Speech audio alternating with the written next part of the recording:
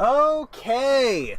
Since today's the anniversary, it was supposed to be the finale today, but due to unforeseen circumstances, that's being delayed to the 30th. But to try and get there, we'll have 2 videos today and 2 videos tomorrow if all things go according to plan. So let's get a move on!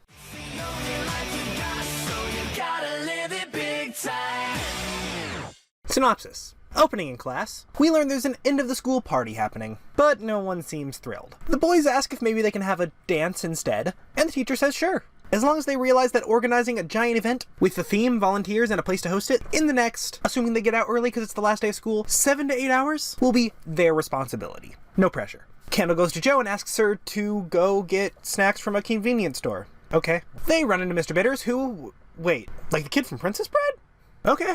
Anyway, Carlos has to break the news to Mr. Bitters that there won't be a party this year, and Mr. Bitters responds by saying they can't have the dance there, because he apparently thought you had to have a date to go to a school dance. The guys decide to ask Gustavo if they can host it at Rock Records, and of course he says... sure. Say what now? Gustavo says they need to practice singing in front of people and on stage, so it works out perfectly. They need to practice a dance for their performance, but the guys still have to set up. So Gustavo calls the best dance coach he knows to teach them on the move. Hey!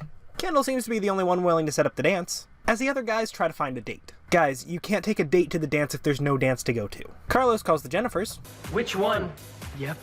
That one got me. He asks, but he strikes out. Logan wants to ask Camille, but he's super nervous. James tries to help him out, and hey, he has a date. Logan breaks down when given the chance to ask her out, though, and they start to form a plan. When they're stopped by Mr. X, who teaches them a dance and moves on just as quickly as he arrives. Kendall's mom agrees to be a chaperone, but freezes when Katie implies that she should bring a date. Both kids are down for this idea, though, so they try to set her up with someone amazing, because, of course, you only have high standards for your mom. They set her up, but it's just Mr. Bitters catfishing, so they cancel the date. But it does turn out that there's a Handsome Doctor convention in town, so Operation Stepdaddy is in full effect. I regret saying that. Kendall has to dance for Mr. X. Squeeze it. What does that...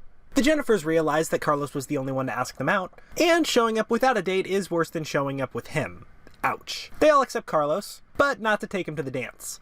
He has to pretend to be 3 different people, and before they can go figure that out, Mr. X has to do his thing. James and Logan discuss how he's going to ask Camille out, and James has a second date. Logan actually gets it out, but Camille says he's gotta try harder, and James has a 3rd date.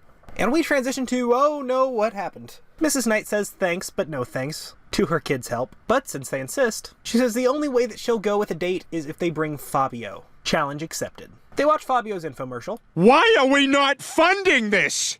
And back with Logan and James, he has another date. And then Logan hits Camille into the pool. We'll come back to this. Stephanie from last episode, hey, that's a nice callback, asks Carlos if he's going to the dance, but he's a little preoccupied. He practices his quick change, and Mr. X makes himself useful by teaching Carlos how to samba. Back with Kendall, Katie, and Fabio, turns out this is a pretty regular occurrence for him. But at this point, you know they have to kidnap a famous actor. Jo shows up and lays it on pretty thick that she wants him to ask her to the dance, but he just sends her to decorate the studio. James gets another date, and you'd think Logan would be smarter than that.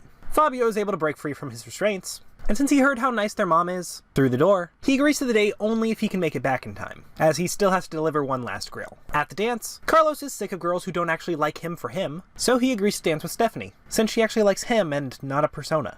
All the guys work together to make Logan look good, and Kendall finally checks up with Jo. She's mad that he never asked her to the dance, but Kendall says he only didn't because he assumed they were a couple, and that meant they were gonna go anyway. This thought makes Jo really happy, and accepts Kendall's reasoning. But then, BTR has to do a performance. Mrs. Knight is surprised by Fabio, and James realizes he accidentally asked a bunch of girls out trying to help Logan. And all the guys get to enjoy their party. Thoughts? This episode was... all jokes aside, it was overall pretty good. Stuffed to the brim with good morals, like how Carlos leaves the Jennifers when he's accepted for himself by Stephanie. Kendall and Katie being happy for their mom to start dating again. It's too often kids are against this because they can't imagine their parents with anyone but each other. And this sets a good example for kids who maybe have divorced parents or maybe lost one of their parents in the past.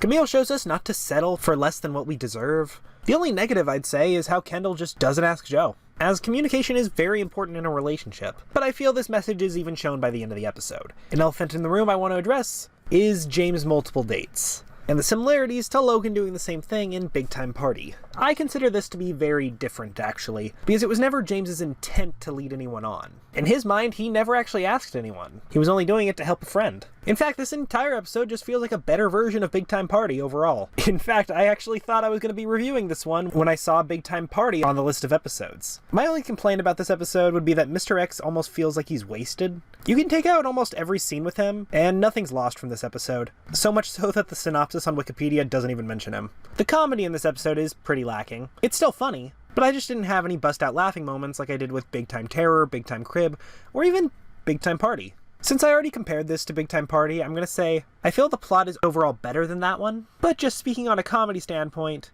there was never a Mr. Fujisaki knocking over the cardboard cutout of the guys moment, and it shows. Overall, I do think this is a better episode than Big Time Party, and a must-watch episode, but it does have its flaws.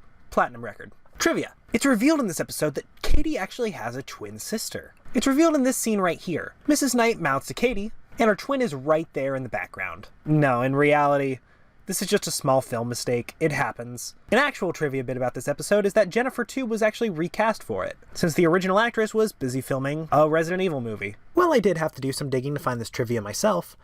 I should credit my sources.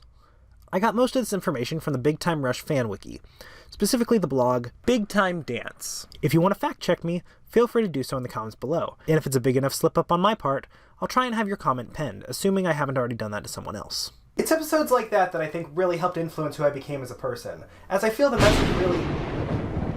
Oh.